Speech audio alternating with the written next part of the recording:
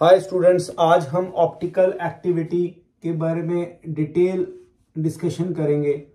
Optical activity and optical isomerism. Optical activity and optical isomerism. हमें पता है optical isomerism क्या है। ऑप्टिकल आइसोमेरिज्म में हमेशा जो वेरिएशन होगी वो होगी प्लेन पोलराइज लाइट की वेरिएशन। वेरिएशन कैसे? या तो राइट साइड रोटेशन होगी, राइट रोटेशन, या लेफ्ट रोटेशन। अब किस तरह से इनको हमने समझना है, रोटेशन क्या, ये सारा कुछ आज हम इस वीडियो में करेंगे। तो चलिए हम यहाँ पे वीडियो स्टार्ट करते हैं। देखिए, सबसे पहले जो हमने डिस्कशन करनी वो करनी है अनपोलराइज लाइट की। जो सनलाइट है, जैसे ये सनलाइट, इसमें हर तरह की वेवलेंथ होंगी। ये पैरेलल वेवलेंथ और परपेंडिकुलर वेवलेंथ, इसको बोलेंगे अनपोलराइज्ड लाइट। अनपोलराइज्ड लाइट या पॉलीक्रोमैटिक लाइट। पॉलीक्रोमैटिक लाइट, इसमें अनपोलराइज या पॉलीक्रोमैटिक लाइट का मतलब ये है, poly means many, chromatic means wavelength.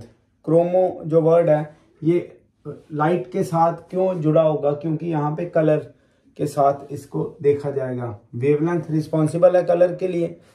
तो जब अनपोलराइज लाइट को हम नाइकोल प्रिज्म से पास करेंगे, ये दिस इज नाइकोल प्रिज्म। नाइकोल प्रिज्म एक कैल्शियम कार्बोनेट का क्रिस्टल है जिसमें कैनेडा ब्लॉसम डली होगी।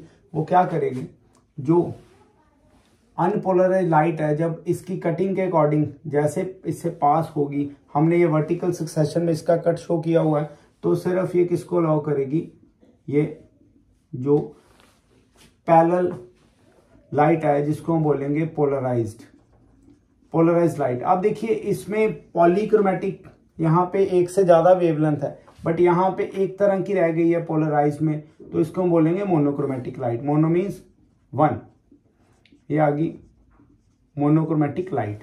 तो जब अनपोलराइज लाइट को हम नाइकोल प्रिज्म से पास करेंगे तो वो क्या बन जाएगी, मोनोक्रोमैटिक या पोलराइज लाइट।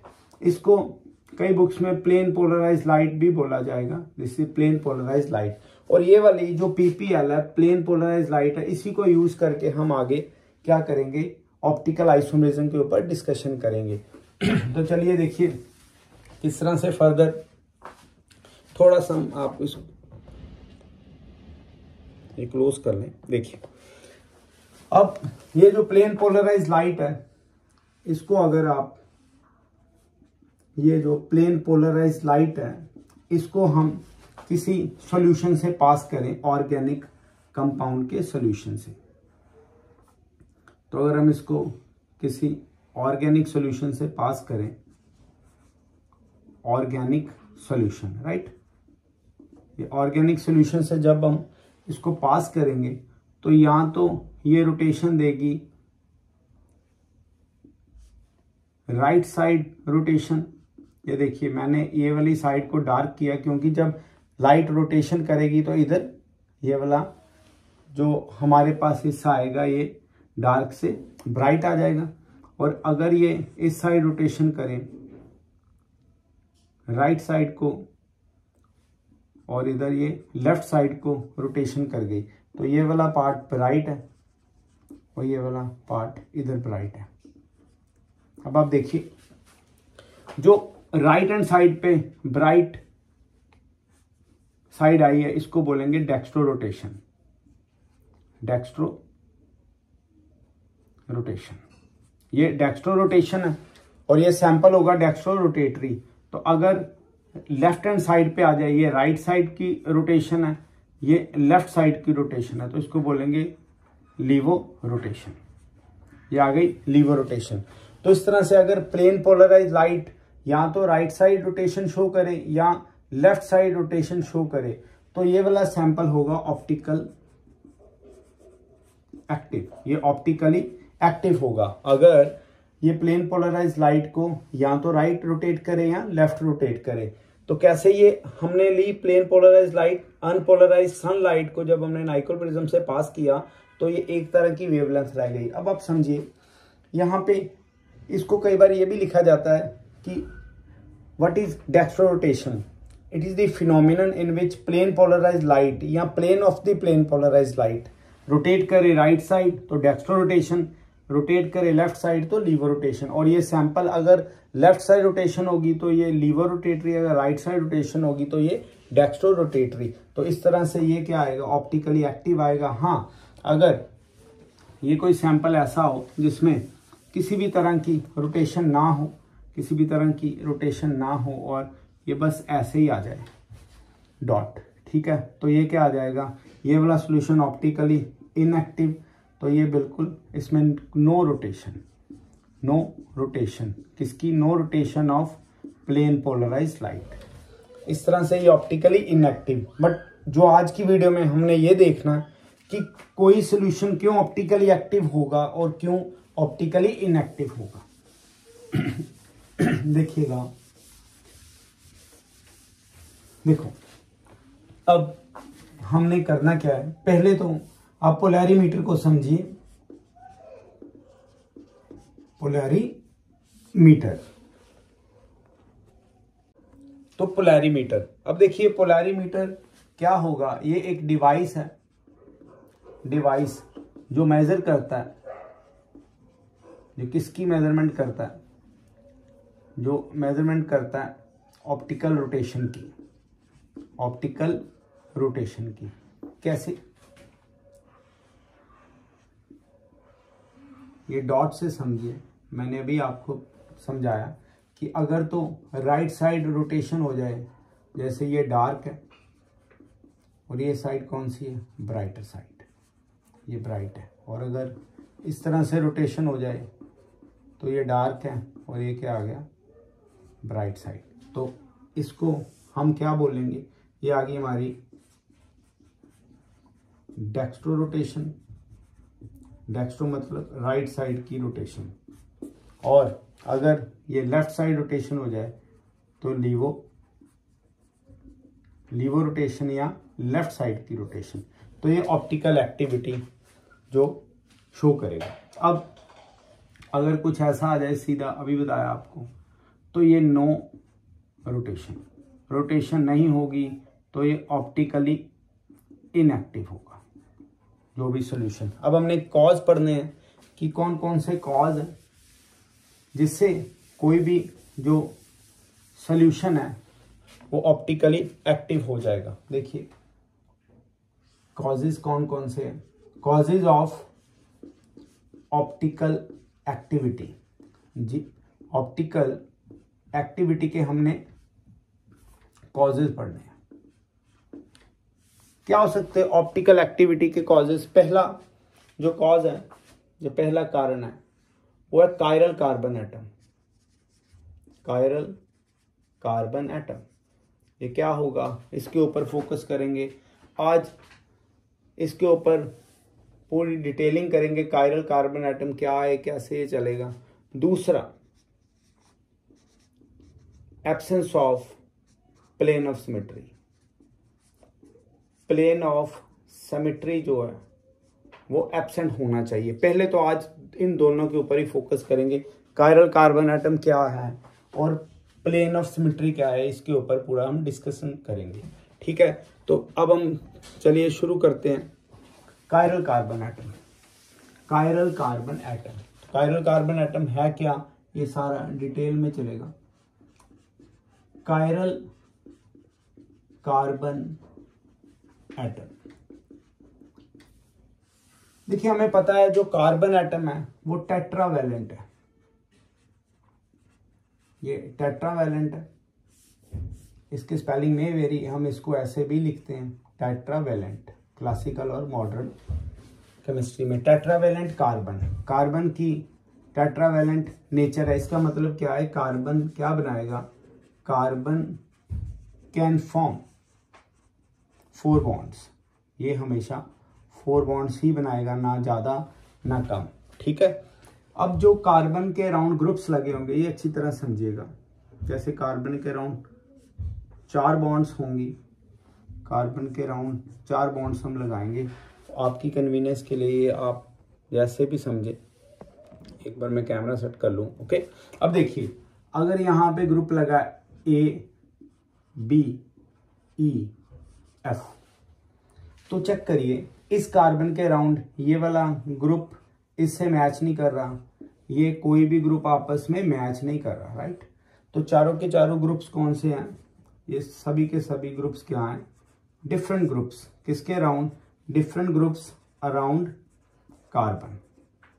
जो कार्बन एटम के अराउंड डिफरेंट ग्रुप्स लगे हुए हैं, यहाँ पे चेक करिए, सपोज A आ गया, B आ गया, D आ गया और यहाँ पे क्या आ गया, फिर D आ गया।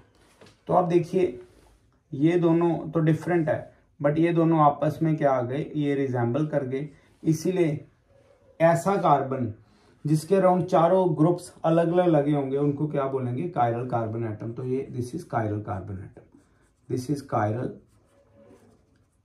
कार्बन एटम, ये कायरल कार्बन एटम है।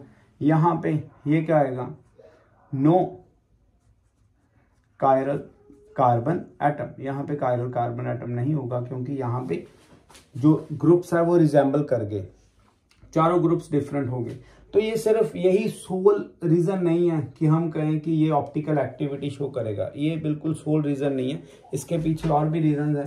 देखिएगा किस तरह से आगे हम चलेंगे। कायरल कार्बन एटम यही एक रीजन नहीं है कि हम बोलें कि कायरल कार्बन आ गया तो ये कोई भी ऑप्टिकल एक्टिविटी नो।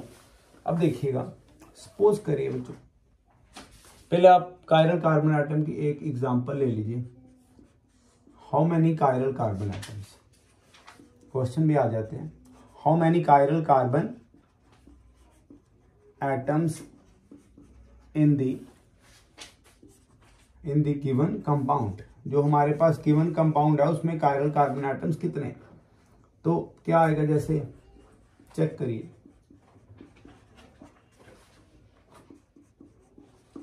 एक तो ये क्वेश्चन हम देखें और दूसरा क्वेश्चन इधर देखते हैं।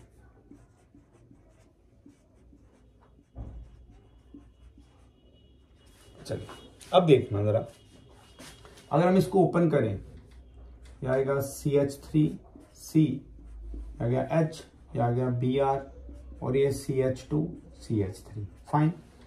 तो इस कार्बन को देखिए, इसके अराउंड ये वाला ग्रुप इथाइल ग्रुप लगा हुआ है और ये वाला ग्रुप कौन सा, this is methyl group, fine. ये लग गया ब्रोमो और ये क्या है, हाइड्रोजन। तो आप अगर इसको फोकस करें तो चारों की चारों ग्रुप्स डिफरेंट है, तो ये क्या है जी, ये कायरल कार्बन एटम है। बट अगर हम इसके ऊपर फोकस करें तो आप ये देखेंगे कि ये आगे जरूरत नहीं पड़ेगी किसी तरह की कंफ्यूजन की। तो ये देखिए बच्चों, ये आ गया मिथाइल और ये भी क्या आ गया, मिथाइल। तो ये दोनों ग्रुप सेम है, तो इसमें कायरल कार्बन एटम कितना है।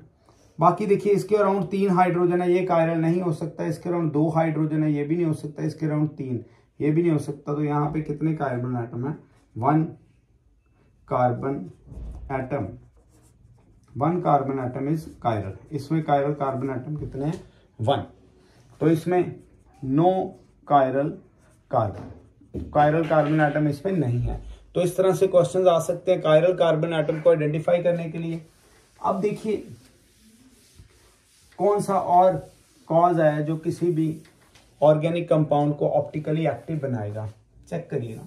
दूसरा है, हमने लिखा absence of plane of symmetry, absence of plane of symmetry, absence of plane of symmetry.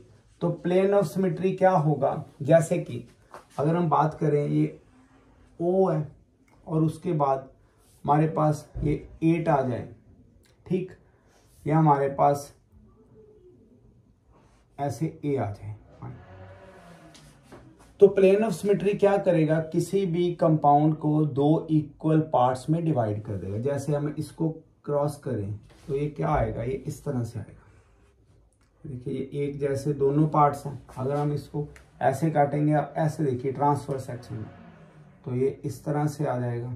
अगर हम इसको इस तरह से काटें तो क्या आ जाएगा, ये इस तरह से आ जाएगा, फाइन।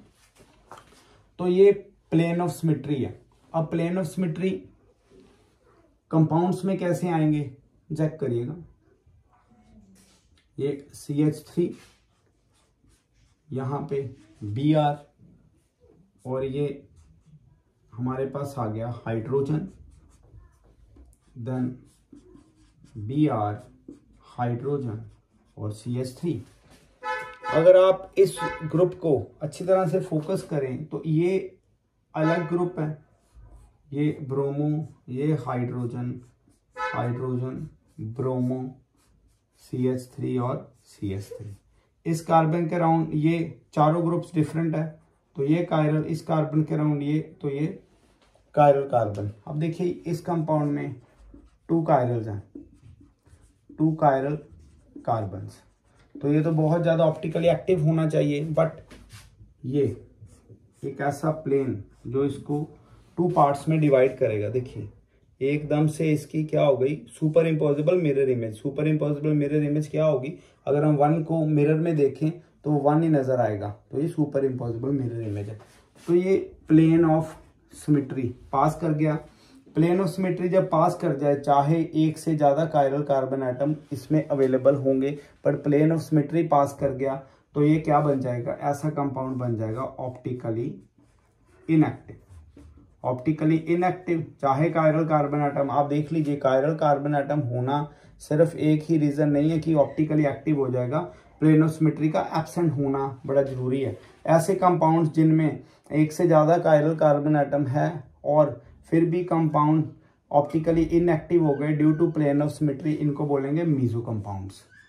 ऐसे कंपाउंड्स जिनमें एक से ज्यादा कायरल कार्बन एटम है फिर भी वो ऑप्टिकली इनएक्टिव हो गए due to plane of symmetry के पास करने से, क्योंकि वो इक्वल पार्ट्स में डिवाइड कर गए जो सुपर इम्पोजेबल है मिरर इमेज, तो इसको बोलेंगे मीजो कंपाउंड्स। ओके, चलिए absence of plane of symmetry हो गया। तो इस तरह से ये ऑप्टिकल एक्टिविटी के हमने 2 ऐसे रीजंस या 2 ऐसे कॉज देखे। एक देखा हमें कायरल कार्बन की प्रेजेंट जो सिचुएशन है वो होनी चाहिए, और दूसरा absence of plane of symmetry. Plane of symmetry इसमें एब्सेंट होना चाहिए, राइट। ये 2 हमने जो फैक्टर्स स्टडी किया कायरलिटी के लिए और प्लेन ऑफ सिमेट्री के लिए, जो बाद में क्या करेगा, ऑप्टिकल एक्टिविटी के ऊपर इफेक्ट डालेगा। ओके, तो यहाँ तक कि आज हम ये करेंगे। चलिए, ओके।